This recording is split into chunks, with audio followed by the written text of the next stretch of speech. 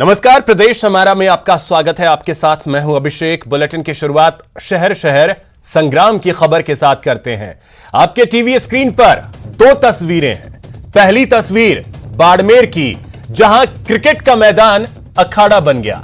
मामूली कहासुनी में यहां जमकर बैट और विकेट चले। तो दूसरी तस्वीर श्रीगंगानगर की, जहां पर बदमाशों के एक ग्रुप ने कुछ युवकों की सरेराह जमकर पिटाई कर दी। खबर बाड़मेर से है, जहां पर निंबल्ला गांव में क्रिकेट मैदान पर मामूली कहासुनी खूनी संघर्ष में बदल गई। देखते ही देखते एक गुट के लोगों ने दूसरे गुट पर जानलेवा हमला बोल दिया। वीडियो सामने आने के बाद पुलिस ने 3 लोगों को हिरासत में लेकर मामले की जांच शुरू कर दी है।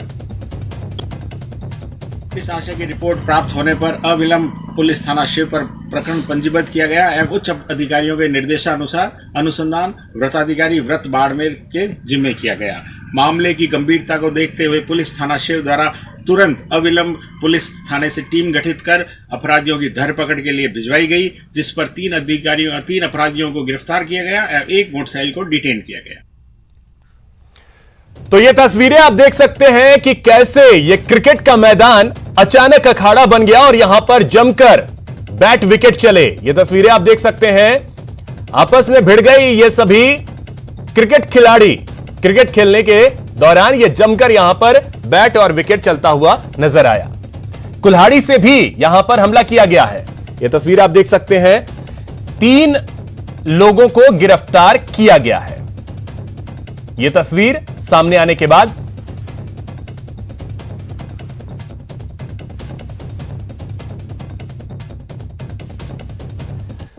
और अब आपको दिखाते हैं सड़क पर गुंडा राज की तस्वीर। पहले तस्वीर देखिए, देखिए जरा सड़क पर संग्राम हो रहा है। बदमाशों का एक ग्रुप ताबड़तोड़ कुछ युवकों पर वार कर रहा है। जबरदस्त मारपीट हो रही है, चीख पुकार मची है। सड़क पर हुए अचानक हमले से सनसनी फैल गई। तस्वीरें श्रीगंगानगर के नई मंडी घड़साना थाना इलाके की है, जहां सखी मार्ग पर आज दिन दहाड़े करीब 1 दर्जन से ज्यादा बदमाशों ने कुछ युवकों के साथ जबरदस्त मारपीट की और मारपीट के बाद बदमाश वहां से फरार हो गए। इस मारपीट में 4 लोगों को चोट लगी है, जिनका घड़साना के राजकीय अस्पताल में इलाज किया जा रहा है। वहीं घड़साना थाना पुलिस भी पीड़ितों से मामले की जानकारी जुटाने में जुटी है। कहा जा रहा है कि अरोड़ा समाज के 2 पक्षों में रिश्ते को लेकर कोई विवाद चल रहा था और विवाद बढ़कर आज मारपीट तक जा पहुंचा। मारपीट का यह वीडियो सोशल मीडिया पर अब वायरल हो रहा है।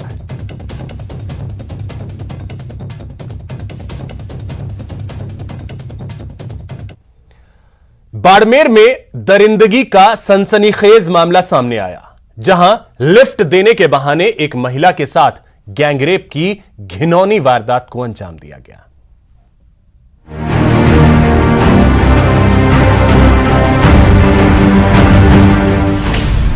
महिला के साथ महापाप, लिफ्ट देने के बहाने गैंगरेप, मासूम के गर्दन पर चाकू, महिला से दरिंदगी। कौन है बाड़मेर के 3 शैतान?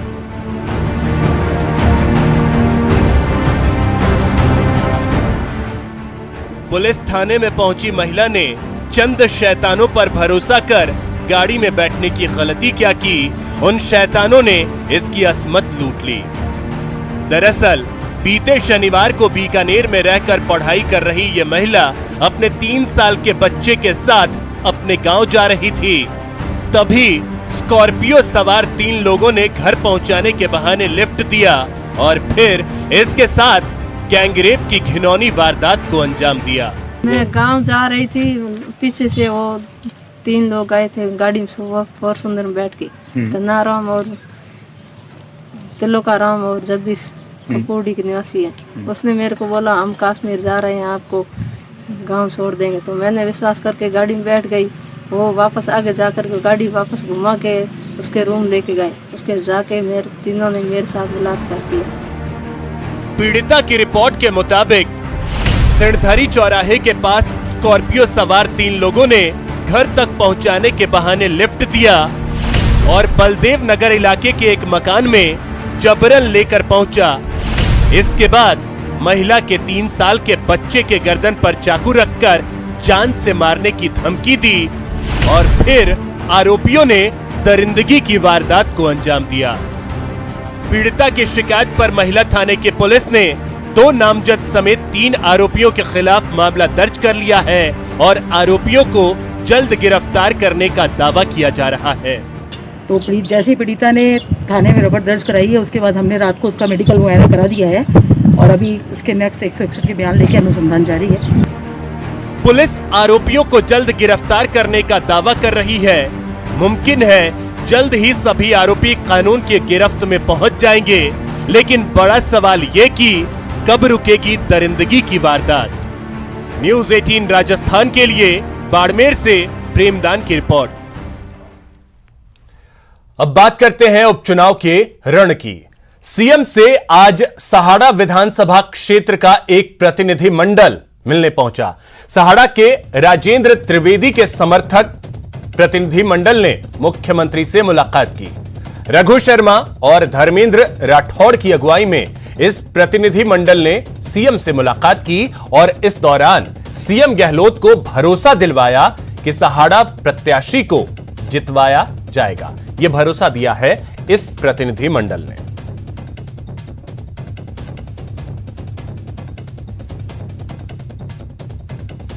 वहीं 3 सीटों के लिए होने वाले उपचुनाव के लिए आरएलपी ने भी अपने पत्ते अब खोल दिए हैं। सहाड़ा और राजसमंद के लिए तो उम्मीदवारों का ऐलान कर दिया गया है, लेकिन सुजानगढ़ सीट के उम्मीदवार की घोषणा देर रात तक की जाएगी। आरएलपी ने सहाड़ा से बद्रीलाल जाट को टिकट दिया है, तो राजसमंद सीट पर प्रहलाद खटाना को अपना उम्मीदवार बनाया है। आरएलपी संयोजक हनुमान बेनीवाल ने मीडिया से बातचीत में कहा कि आरएलपी युवाओं, किसानों और बेरोजगारी के मुद्दे को लेकर चुनाव में जाएगी। साथ ही सहाड़ा और राजसमंद विधानसभा क्षेत्र में जो स्थानीय मुद्दे हैं उनको भी लेकर मैदान में उतरेगी आरएलपी। जो 3 उपचुनाव हो रहे हैं, इसमें 2 सीटों की हम अभी घोषणा कर रहे हैं और 1 सीट की हम देर रात तक वहाँ हमारे पर्यवेक्षक गए हैं, बातचीत कर रहे हैं सारे लोगों को बिठा के। सहाड़ा की जो सीट है भीलवाड़ा के अंदर, सहाड़ा रायपुर, सहाड़ा से समाज सेवी बद्रीलाल जी जाट को उम्मीदवार बनाया गया, सबकी सहमति से, हमारे प्रदेश अध्यक्ष जी की। और पिछले 15 दिन से हमारे लोग उस इलाके के अंदर जाके गांव-गांव, ढाणी-ढाणी घूम के सबकी पसंद के उम्मीदवार की तलाश में थे। हमेशा एक ही चेहरा एक ही बार-बार बदला जा रहा है और उसके अलावा पार्टी स्थानीय निवासी जो भी वो एक बदलाव चाहते हैं और वो बदलाव सिर्फ और सिर्फ हनुमान जी बेनीवाल या आरएलपी जो भी है वही ला सकते हैं, क्योंकि वो युवा हैं और इसमें सारी युवा शक्ति लगी हुई है। और आज पूरे देश को युवा शक्ति की ही ज़रूरत है और युवा शक्ति के आवश्यकता होने के कारण ही उन लोगों ने ही मुझे यहाँ भेजा है और मैं उनकी जो आकांक्षा और जो भी उनकी है उसके ऊपर पूरा खरा उतरूंगा। उपचुनाव की सरगर्मियों के बीच प्रदेश में गुर्जर सियासत भी गरमाई हुई है। कर्नल बैंसला और उनके बेटे विजय बैंसला के बीजेपी पदाधिकारियों से मुलाकात के बाद कांग्रेस से जुड़े गुर्जर नेताओं ने उनके खिलाफ मोर्चा खोल दिया है। इस पूरी कवायद के पीछे उपचुनाव वाली सीटों पर गुर्जर वोटर्स को साधने की कवायद नजर आ रही है। उपचुनाव से पहले गर्म गुर्जर सियासत। बीजेपी कांग्रेस साधने में जुटी गुर्जर वोट बैंक। अलग अलग धड़ों की अलग अलग निष्ठा। समाज में बिखराव का किसे मिलेगा फायदा। मैदान सज गया है, लड़ाके भी तैयार हैं और इसी के साथ उपचुनाव में गुर्जर वोट बैंक पर सियासत भी गर्म है। चाहे बीजेपी हो या फिर कांग्रेस, दोनों ही पार्टियों की नजर गुर्जर वोट बैंक पर है। बीजेपी प्रदेश अध्यक्ष सतीश पूनिया के साथ विजय बैंसला के मुलाकात के बाद तो पारा और गर्म है। विजय बैंसला ने बीजेपी को साथ का भरोसा दिया है, तो कांग्रेस से जुड़े गुर्जर नेताओं ने कर्नल बैंसला और विजय बैंसला के खिलाफ मोर्चा खोल दिया है। हम सब राजस्थान में एक ही मत से जुड़े हैं कि यहाँ तो कमल खिलना चाहिए, बाकी तो कुछ है ही नहीं।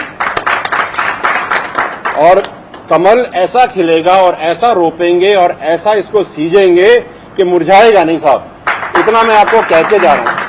देखिए, विजय बैंसला जी भाजपा के नेता हैं और उनके पिताजी आरक्षण संघर्ष समिति के नेता हैं, किंतु गुर्जर समाज अपना अच्छा बुरा स्वयं जानता है और गुर्जर समाज के लिए राजस्थान के अंदर जो कांग्रेस सरकार ने किया है, गुर्जर समाज इस बात को भलीभांति जानता है कि सरकार के आने के बाद सबसे पहले बजट सत्र के सबसे पहले जो एक सत्र हुआ, उस सत्र के अंदर सबसे पहले गुर्जरों के आरक्षण की जो मांग थी उसको माना गया और उसके बाद देवनारायण योजनाओं के अंदर बजट को बढ़ाया गया और गुर्जर समाज के लिए जितना काम कांग्रेस के अंदर हुआ इतना किसी दल ने नहीं किया। इसलिए गुर्जर समाज अपना अच्छा बुरा जानता है और वो जानता है कि मुझे किस दल के साथ कहाँ रहना है। उधर विजय बैंसला ने सतीश पूनिया से मुलाकात की, तो इधर गुर्जर नेता हिम्मत सिंह के नेतृत्व में 27 मार्च को गुर्जर समाज के प्रतिनिधि मंडल से मुख्यमंत्री अशोक गहलोत ने मुलाकात की। प्रतिनिधि मंडल ने मुख्यमंत्री का आभार जताकर साफ संदेश दिया कि गुर्जर समाज कांग्रेस के साथ है।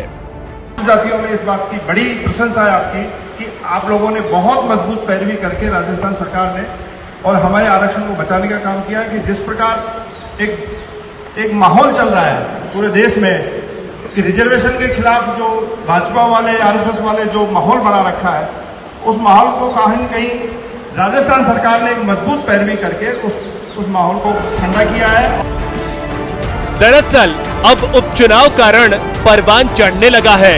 दोनों ही दल गुर्जर समाज को साधने की कोशिश में जुटी है, लेकिन सवाल वही है कि समाज में बिखराव का फायदा आखिर किसे मिलेगा।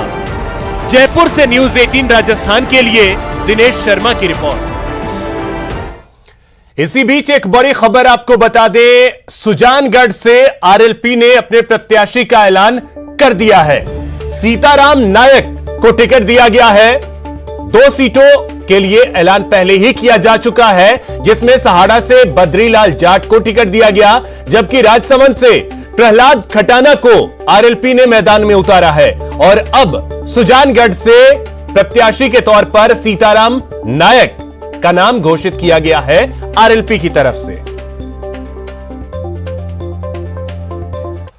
कोरोना के काले काल के बीच भी हमारे एक कार्यक्रम ने एक अच्छे कल की उम्मीद बनाए रखी। बायजूस यंग जीनियस का पहला सीजन इसी साल फरवरी में शुरू हुआ और हमने बड़े बड़ों को अपनी प्रतिभा और जुनून से हैरान करने वाले 21 यंग जीनियस बच्चों से इस देश को मिलवाया। ये बच्चे वाकई कमाल के हैं और इनकी बढ़ती चमक का जश्न मनाने के लिए संगीतकार सलीम मर्चेंट के साथ मिलकर नेटवर्क 18 ने बनाई एक खास पेशकश।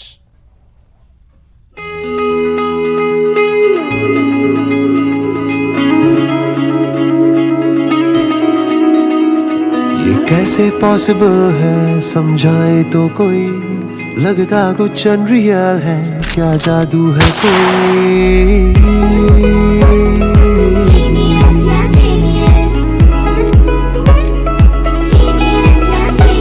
है उम्र तो छोटी बहुत पर काम है बड़े, आने वाले कल की उम्मीदों से हो तुम जुड़े। इस हुनर की होगी कदर, रुकेगा ना अब ये सफर। हमें नाज है तुम पे नाज है। You're the brightest सितारा,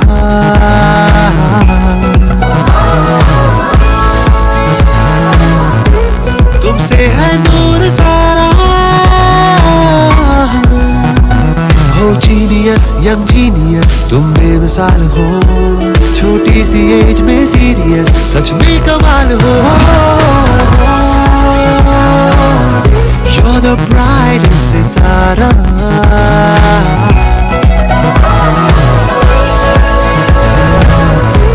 तुमसे है नूर सारा,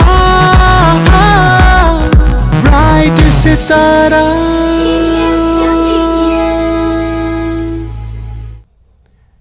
यहां रुकेंगे एक छोटे से ब्रेक के लिए। स्वागत है भक्त प्रहलाद के बचने और होलिका के जलने की खुशी में होली मनाई जाती है, लेकिन आज हम आपको उदयपुर के पास एक ऐसी जगह पर लेकर चलेंगे जहां से होली की शुरुआत हुई थी। वहां हिरण्यकश्यप का महल है, वहीं होलिका जली थी और भक्त प्रहलाद बचे थे।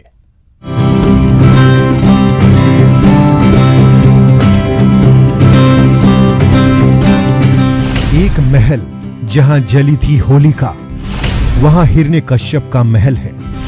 वहीं से हुई थी होली की शुरुआत। वहां होलिका जली थी, भक्त प्रहलाद बचे थे। पहाड़ और जंगल से घिरे इसी इलाके में मौजूद है यहीं विष्णु भक्त प्रहलाद को हिरण्यकश्यप की बहन और प्रहलाद की बुआ होलिका ने आग में बिठाकर मारने की कोशिश की थी और खुद जल गई थी। उदयपुर से 40 किलोमीटर जावर गांव के पास आज भी मौजूद है हिरण्यकश्यप का महल। उस महल तक पहुंचने के लिए न्यूज़ 18 राजस्थान की टीम जावर गांव पहुंची। उदयपुर से करीब 40 किलोमीटर दूर राजा हिरण्यकश्यप के महल के बारे में हमने सुना और होली के इस मौके पर हम निकल चुके उस एक ऐसे महल की खोज में जिसके बारे में अब तक ना किसी ने सुना और ना किसी ने देखा।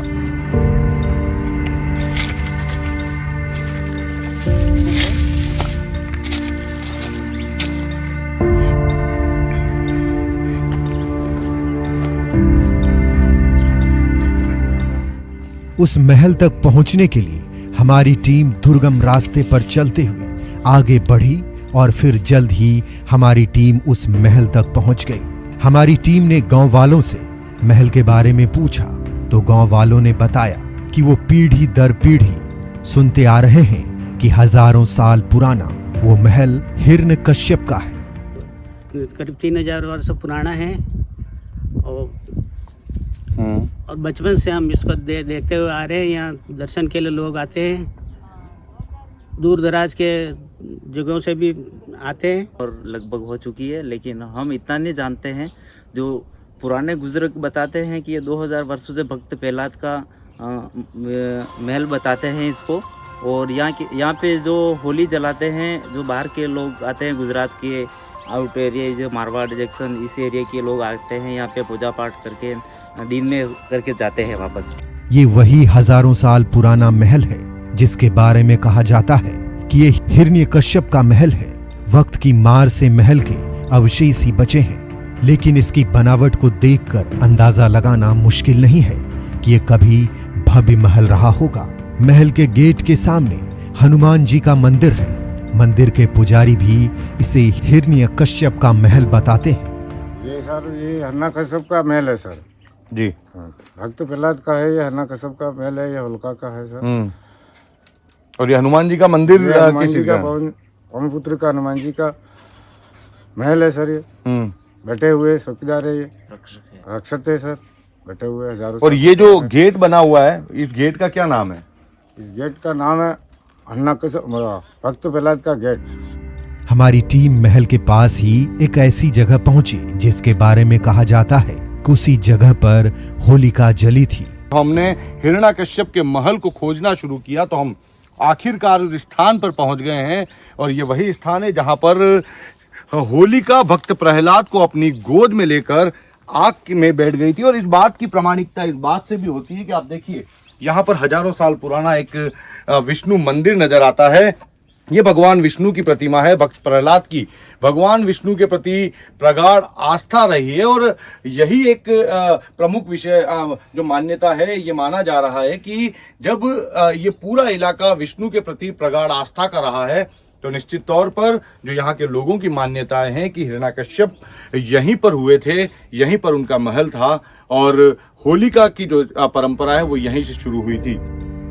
हालांकि इस महल के इतिहास के बारे में जानकारी नहीं है, लेकिन लोक मान्यताओं के आधार पर इतिहासकार भी इस महल की सच्चाई को नहीं नकारते। इतिहासकारों का भी मानना है कि ये कहानी उस दौर की है जब सब कुछ मौखिक हुआ करता था।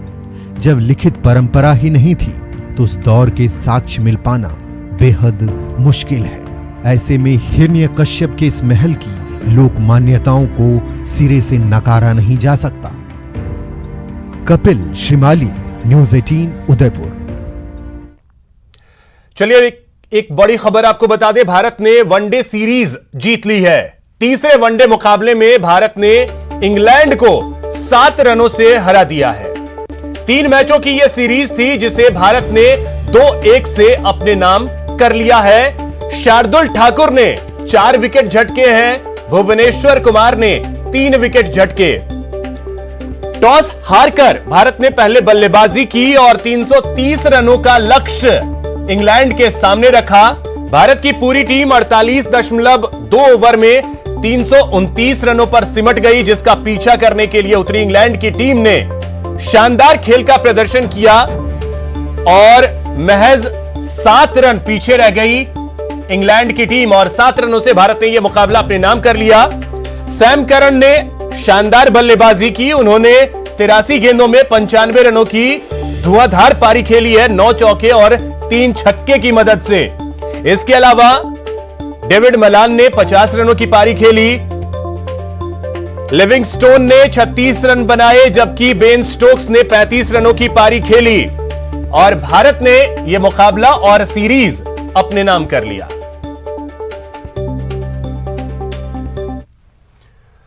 कोरोना के खतरे के बीच प्रदेश के कई जिले जयपुर, जैसलमेर और श्रीगंगानगर में होलिका दहन किया गया।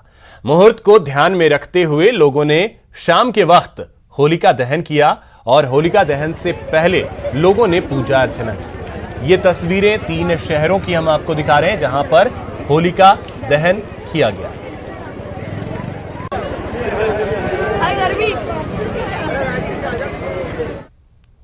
तो फिलहाल इस बुलेटिन में इतना ही। नमस्कार।